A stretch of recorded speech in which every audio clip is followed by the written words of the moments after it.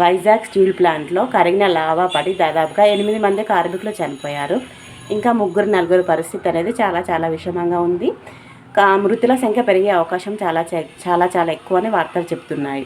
So ఇలా చనిపోయిన వాళ్ళందరికీ మనం సంతాపం ప్రకటించాలి. ఎందుకంటే వీళ్ళు ఇండైరెక్ట్గా మన కోసమే పనిచేస్తున్నారు. అది ఎలాగంటే మనం రోజు వాడే వంట పాత్రలు ఉన్నాయి కదా, మనం వాడే స్టీల్స్ కానీ ఇంకా ఐరన్ పాత్రలు కానీ ఇవన్నీ తయారు కావాలంటే ఇట్లాంటి కార్మికులు దాదాపుగా 1530 డిగ్రీ సెంటీగ్రేడ్ వద్ద అంత వేడిలో వీళ్ళు పనిచేస్తేనే మనకి పాత్రలు అనేవి బయటకు వస్తాయి.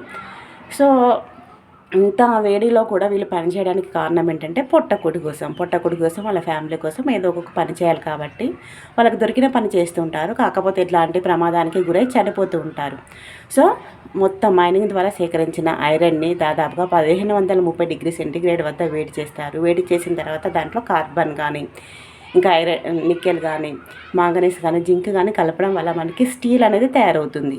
సో ఇలా తయారు చేసే క్రమంలో కరిగిపోయిన ఐరన్ని ఒక పాత్ర నుంచి వేరే పాత్రకి పోసే క్రమంలో పాత్ర అనేది పేలిపోయి ఆ లావా అనేది ఆ 8 కార్మికుల మీద పడడం వల్ల వాళ్ళు ఉన్న చోట ఉన్నట్టే బొగ్గులాగా మారిపోయారు. సో ఇట్లాంటి ప్రమాదాలు జరగకుండా ఉండాలంటే సేఫ్టీ మెజర్మెంట్స్ కంపల్సరీ. ఎందుకంటే ఇది చాలా చాలా ప్రమాదమైన పని. అంత వేడిని తట్టుకొని కూడా వాళ్ళు పనిచేస్తున్నారంటే వాళ్ళకి ఎన్నో బాధలు ఉంటాయి. సో మనం ఇప్పుడు దాదాపుగా సమ్మర్ కదా 45 డిగ్రీ సెంటీగ్రేడ్ ఉష్ణోగ్రతనే మనం తట్టుకోలేకపోతున్నాము. అంత వేడిని కూడా తట్టుకొని వాళ్ళు పనిచేస్తున్నారంటే చాలా చాలా గొప్ప విషయం.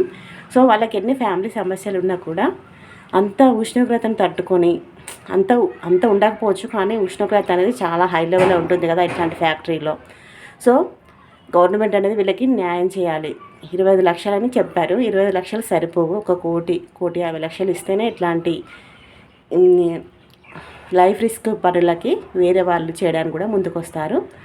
సో నా విన్నపం ఏంటంటే గవర్నమెంట్ వాళ్ళకి ఖచ్చితంగా న్యాయం చేయాలి.